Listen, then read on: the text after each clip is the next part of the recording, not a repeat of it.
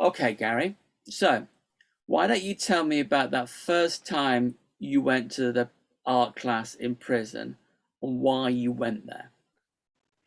Well, the reason I started in the art class was just coincidence or accident, really. I intended to start in the computer class, but there was a big queue to get into the computer class. So the way to jump the queue a little bit was to do something else in education. So I saw that there was an art class vacant, and when I was at school, the art class was always it was the one that you didn't really have to do too much work in. You know, you could sort of have a little bit of a mess about. You know, it wasn't too serious, and I presumed it'd be like that in jail. So yeah, I joined the art class in preparation to just make myself a little leapfrog into the computer class.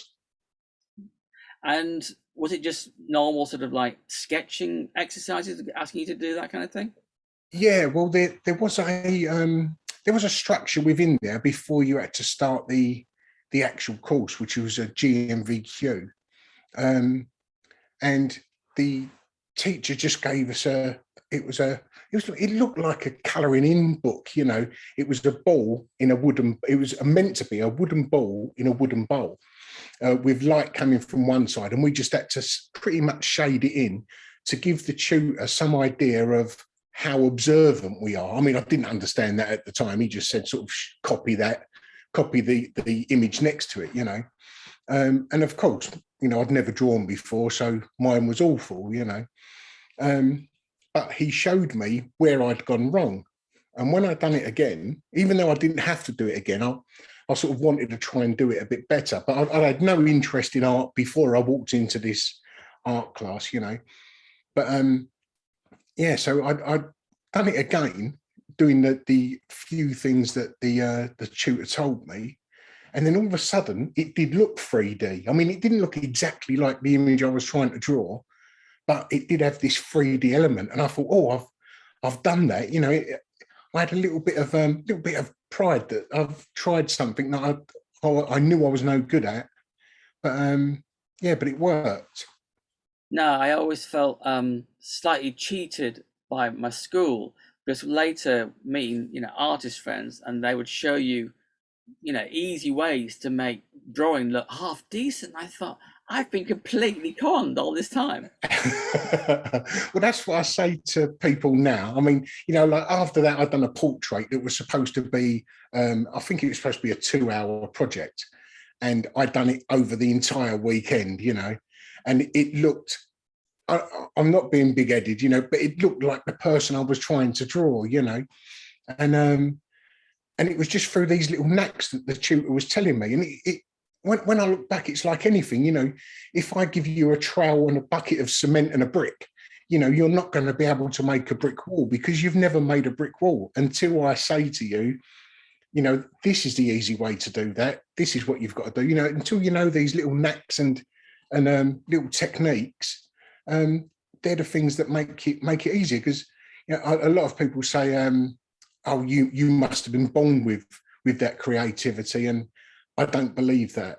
I don't believe that.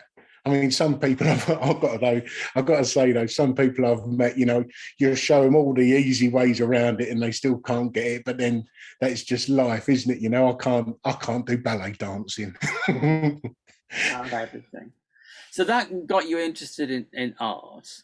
But I Mm. presume that probably meant that you were very respectful of kind of craftsman like art, art that you were copying something that looked like something recognizable. Is Yeah, that right? yeah, definitely. So then the conceptual art probably threw you a little bit then, yeah? Ah, yeah. See, I mean, I'd never been interested in art. I always liked um, record albums or album covers. Yeah, yeah. Um, that they always sort of pulled me in. That was the only artwork I really looked at, and I never even saw that as artwork. That was just a sort of a compliment to the record I was buying. You know, But I've got to um, ask you now, what were your favorite ones? oh, it was like Pink Floyd, Madness, and anything with a bit of humor. I liked a bit of humor, something that wasn't too not too pretentious and too try hard, you know, but yeah, something with a bit of humour there. But yeah, I discovered that I could draw, or at least I had the potential to draw. And I thought, well, I want to spend time doing this. And I wanted to learn to draw, paint, and sculpt, but all in the traditional sense. And I started taking a big interest in art, and I started to sort of fall in love with art, you know.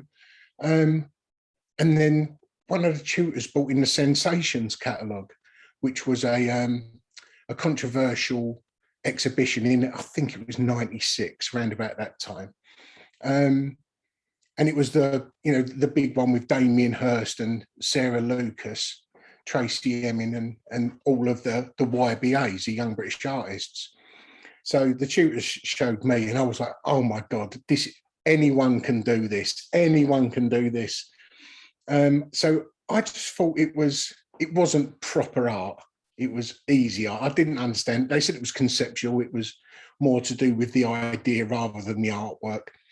That meant nothing to me, you know. An artist, in my mind, was someone who spent years, you know, trying to make a photographic type portrait or painting, you know.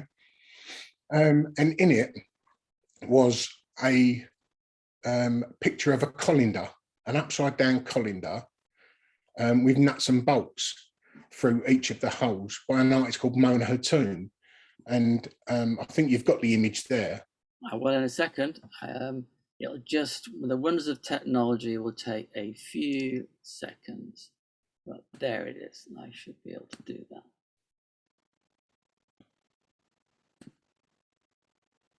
And it should. There we go. It'll vanish again and then come back. As it loads there we go. There we Just waiting. There we go. So that's a colander by Mona Hatoum, and it's called No Way To, because it was the second one that she'd done. And it's just exactly what it is, an upside down colander with nuts and bolts through the holes. And when I saw that, I was like, my God, how on earth? That's the biggest insult to art, obviously, you know. Excuse me. And I saw it and I just thought, well, that's a colander that every household has got under the sink, and a bag of nuts and bolts from B&Q, £10 in your pocket. That's that artwork created, you know. And I just couldn't understand why it was called art, why it was in this big exhibition, you know. And the tutor said, and I had that attitude for every piece of artwork that I was looking at, you know. I mean, about the shark in the tank, you know, or the sheep cut in half. You know, there was a guy on D-winging for similar, you know, is what I often say. And yeah, so I was just sort of poo-pooing all this art. And the tutor said to me, well, sort of rather than just bad mouth it all, take this catalogue back to your cell overnight, have a read of it. And if you still don't like it, at least you sort of got an half-educated opinion of, you know, what you're bad-mouthing, you know. So I took it back that night, and on the back of, I mean, this image here was in on a postcard which was being used as a sort of bookmark.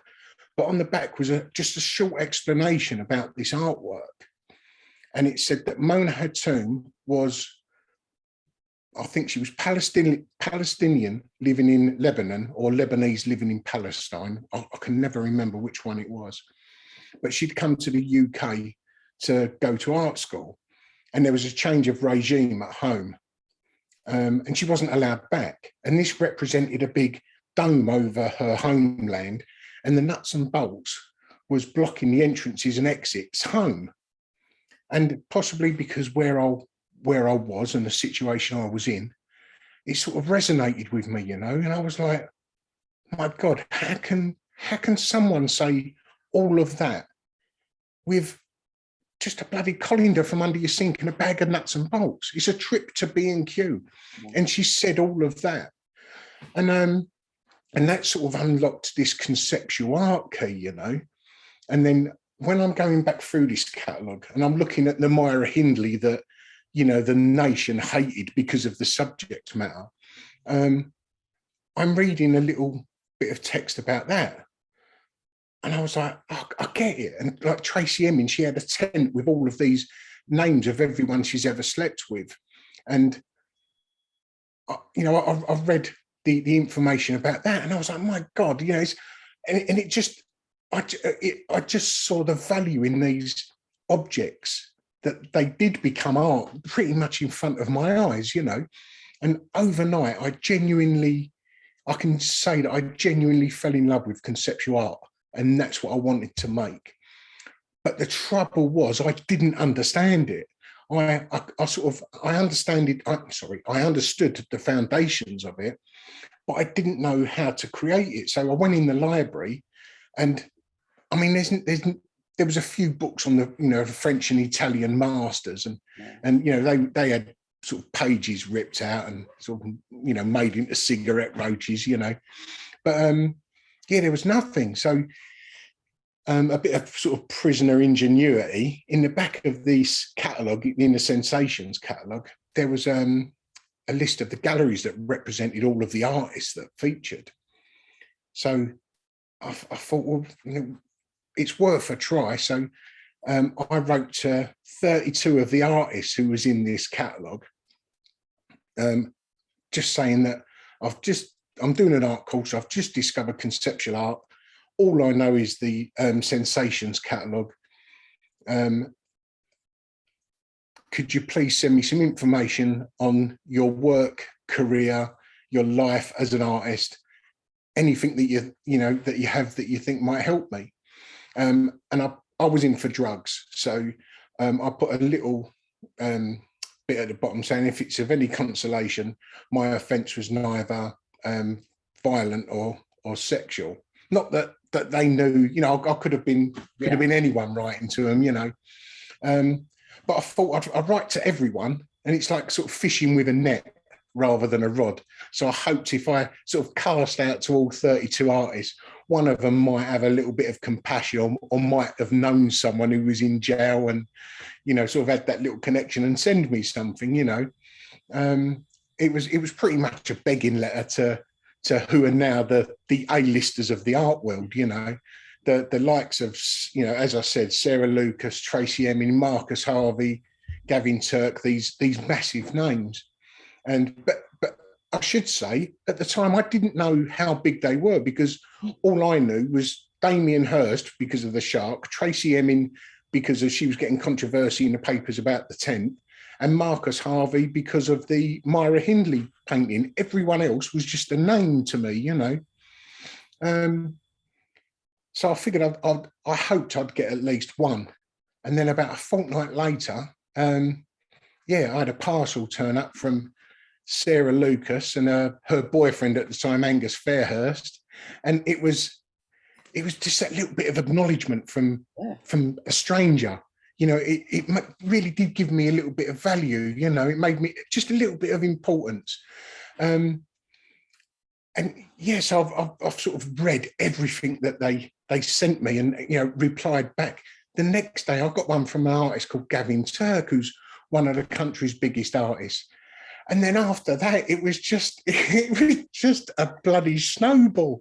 It was like Marcus Harvey, Mark Wallinger, just Rachel Whiteread, like these names that were then big, but are now, any gallery in the world would sort of, welcome them on bent knees, into their gallery.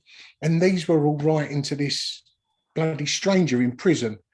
And it was that made me want to shift from the life of crime that I'd always had into this new family that were sort of inviting me in,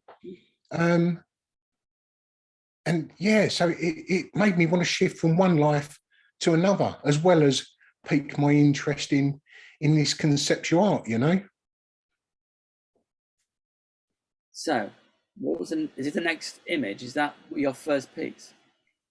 Well, it's not I wouldn't say it was my first piece. It was the first one. I tried hard to create a conceptual artwork.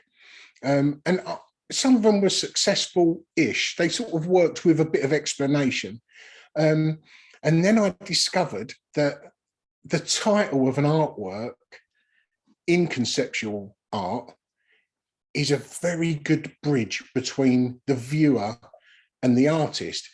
And this artwork, which, as you can see there, is a beautiful young child, black and white, is me aged 3. And next to it is a equally as beautiful adult, Really? which is on the day of my release. Although I got released in 2001, they were still taking Polaroids on the morning that we left. And that was the day I got released. Although I don't look very happy, I'm not trying to look mean. Yeah. Right, now, I was supposed to be out at, I think it was 8:30 in the morning. That was at 9:15 because there was a security lockdown. Then this happened and that happened. Then the officer who was taking the photos, he'd done the first photograph wrong, and then this was the second pack of 4 Polaroids that he'd done wrong because he cut off. You can see he cut off the D, and it should be LX at the start of my number. He'd done that wrong, and he was laughing about it. I was 45 minutes out of my freedom, was being taken away. That's why I wasn't happy. But I called this artwork 30 Years Apart. And it is, again, I'm looking at this little child who had the world in front of him, you know, any avenue that he could have taken. And looking from the parents' side, you know, that is just, I know it's me, but it's a cute little kid. And the parent just wants anything good for their child. And this is what she got next, you know, my mother, my parents, this is what they ended up with. This is the route that I took. And it's just showing just that juxtaposition of a lifetime in between 2 photos. You know, I'm looking forward to when I'm 60 to put a third, or 63 rather, you know, 30 years apart and then 60 years apart. I'd love to take the third image in another 10 years of me there. But 30 years apart. No one knows what's in front of them, you know. I thought it might be in the blood, but my brother's got the same blood. He's a damn fine guy, and he always has been. So yeah, I just come off the rails at some point, and sort of it took me going to prison to sort of put myself back on the right path, you know. I also like the way that the officers cut off the number and the name, which to me is also quite that kind of like slightly haphazard way that prison works. Oh, it's near enough. Oh, yeah, that'll do. Yeah. But again, because I mean, he threw these in the bin, and when he went off to get the third pack of the third Polaroid cartridge, if you like, although I was pretty pissed off that it was coming into my time, I did sort of have the foresight to dip my hand in the bin and sort of pocket it. So so I made an artwork out of my little bit of misery there. But I should say, an hour and a half after this photo was taken, I was having my first lecture in the University of East London, and the photo that I had that afternoon, which I wish I had here, I have got it somewhere. But later on that afternoon, wearing that same shirt, I looked bloody 10 years younger and 5 stone lighter. You know, I'm standing there with my photo taken for the ID at university. Big smile on my face, you know, probably the happiest person on that campus that day, you know. Fantastic. And so the third pitch you've got on, talk about this one. Yeah, well, this picture here is, for a few years I left after my degree. I got a degree, then I started a master's. My partner fell pregnant. We had to stop the master's because, well, I just couldn't afford it, you know. So I stopped art for several years, just being a bit immature, really, because I couldn't make the art I wanted to. Then I just ignored the art world altogether and just became a normal person and got a job, you know. But at some point, the yearning was getting too much, and I started creating art again.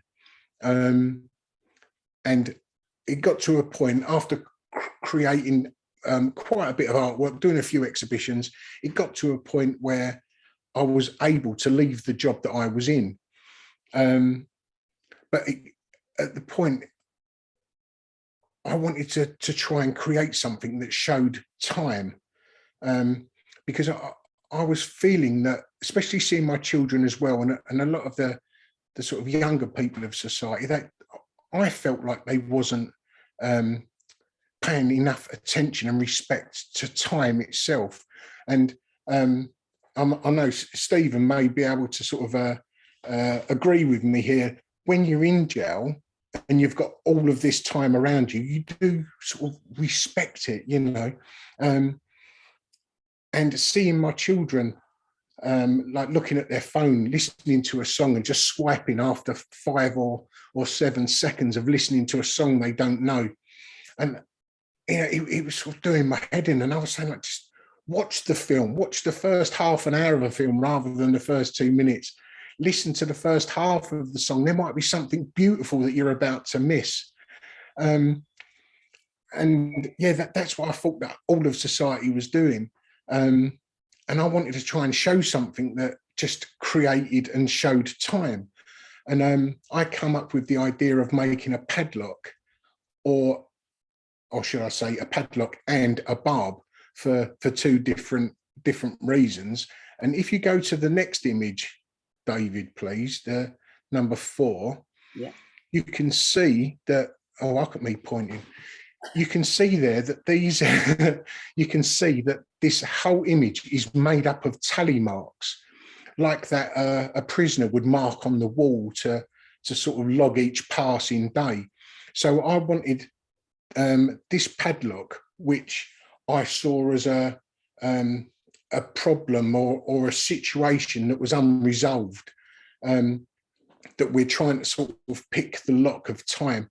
And I was just logging every single second of that, you know, so that when you looked at this artwork from a distance, it's just a padlock being held on these 2 rings. But there is a little something interesting about it, you know. The texture of the artwork makes you want to step forward to see why it looks like it does. And then I believe, like sort of a little bit like myself, you know, you look at me, I'm in an art gallery, I'm a big bold figure that possibly shouldn't be there, you know, because I'm always laughing and joking and you know, swearing when I shouldn't be swearing. But then as soon as you come towards me and give me a bit more time, you know, you peel away that layer, and you know, there's a little, hopefully a slight wow factor underneath to find out that this guy's an artist, and then what sort of art I create, and you know, my background, there's all these little sort of not quite wow factors, but little elements of little surprises, you know, when you give something time. And I like the idea that you step closer to this artwork and you see that it's made out of these small marks that, if anyone's into art, they might think is cross-hatching, which is a sort of little technique to build up the form of a drawing. But then when you go even closer, and then you see that it's made up of these tally marks, and you see that it's the time series. I mean, this one in particular I made at the start of COVID, when it was a 14-day quarantine. And ironically, I've just started my 10-day quarantine because my family or 2 members of my family have just tested positive for COVID. But this was, at the time, it was 14 days. And this is made up of 20,160 tally marks. And it's called Self-Isolation, Every Minute Counts. So I've logged every minute of 14 days in isolation. And you know, I'd like to think that when people come up and look at this drawing and they realise that that is 2 weeks worth of minutes, you know, it's, people go, oh, what a waste of time. That's the point, because time is valuable, whether it's in an instant or whether you take hours and hours to do something. You know, they're both appreciated. And when you stand back and see the form of this, once you've gone forward and realise what it is, the viewer tends to sort of stand back and has a little bit more of an appreciation for the artwork they've just seen, you know. I mean, whenever I get close to your tele artworks, it's just the vastness of them that I'm kind of quite amazed by. Just the size and the scale of what you're doing, which you only see once you get kind of Yeah. closer. Well, I also tie it back to, again, Stephen would be able to appreciate this. When you're in your cell, might be 23-hour bang up, just finding something to do, the monotony, you've got to try and fill the monotony with something half productive, even if it's counting the bloody bricks in the cell, which I'm sure everyone has done. That's what it's about. This is the 9 stitches to an inch, or the breaking of the rock for no reason whatsoever. I'm just trying to show people that the monotony can be beautiful. You can make something out of monotony and out of time itself. If you give something a lot of time, something beautiful can come of it. And I know it seems a little bit big-headed, me calling my work beautiful, but I would appreciate this if I saw it from another person. No, I absolutely get it. And they are beautiful. I'm going to stop that sharing, come back to that. Talking of time, I think we're about out of time now, Gary. I want to say thank you very much. I wish you were here. Oh, I thank you. hope. Oh, and so do I, like you wouldn't believe. I know. We'll do it again. But thank you again. I'm just going to stop recording now. Brilliant.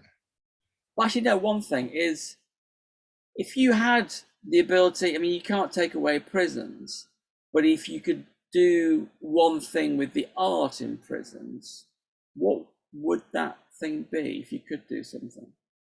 Oh, roll it out. Just roll out the creativity. Honestly, when I go and give a talk in a jail, or the guys in there, this takeaway from March 2020 to today, because that's different. I mean, the guys are put on courses to try and do woodwork or carpentry and brick. Brilliant. I'm not knocking that at all. But when someone finds a bit of creativity and or pulls out that inner creative in themselves, it changes bloody lives. It really does. I mean, having creativity in my life, and as we've mentioned before, when I started looking at artworks and seeing the beauty in this thing in front of me, I started doing that with people, which I didn't used to do before. And I'm not saying I was a horrible person before, but I definitely didn't have the empathy and compassion that I do now. That appreciating a bit of artwork has now made me appreciate that drunk person who might be shouting in the town centre at 2 o'clock in the afternoon. It's made me just look at life in a different way. And I'll tell you one thing it has done to me, David. Yeah. I have now, oh, sorry, I got a little bit emotional then. I'm a different person. I have a completely different identity to the person that got arrested in 1994 and went to prison for 14 years. The children I have got now are very good, decent, loving kids.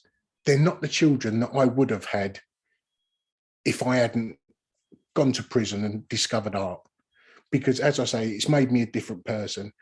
It's broke that chain. My dad was a criminal. It's broke the chain. My children wouldn't dream of doing anything like that. They are on the course that little black and white photograph of that child. They're on the course that child should have taken. Creativity, it just changes lives. It just changes lives. Appreciation. There's nothing bad in creativity. It's a beautiful thing, and we should all accept it. Thank you, Gary. Thank you. Okay, I'm going to stop recording now. Thank you very much.